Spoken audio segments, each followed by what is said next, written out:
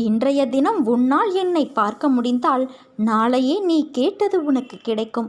உனக்கு உரியதை நான் தர காத்திருக்கும் போது எதையும் தேடிக்கொண்டு இருக்காதே குழந்தையே. உனது கோரிக்கைகளை என் செவிகளின் வழியாக நான் கேட்டுக்கொண்டே இருக்கின்றேன்.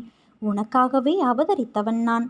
உன்னை அழகுபடுத்தி வாழ்க்கை என்னும் புத்தகத்தில் நுழைத்து அதை பக்குவமாக கையாள வைத்திருக்கின்றேன்.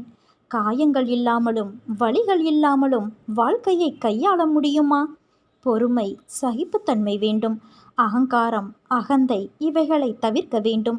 அதன் பிறகு எல்லாம் உன்னால் முடியும். வாழ்க்கை சக்கரத்தில் அனைத்தையும் எதிர்த்து சந்திக்க நீ தயாராக இருப்பாய். வாழ்க்கையில் வருவது அத்தனையும் நிரந்தரமில்லை குழந்தையே. அனைத்தும் மாயை. ஒரு நாள் உனக்கு, இன்னொரு நாள் வேறு ஒருவருக்கு. அதனால் கவலைப்படாமல் மகிழ்ச்சியோடு இருக்க பழகிக்கொள். உன் கோரிக்கைகள் எதுவாக இருந்தாலும்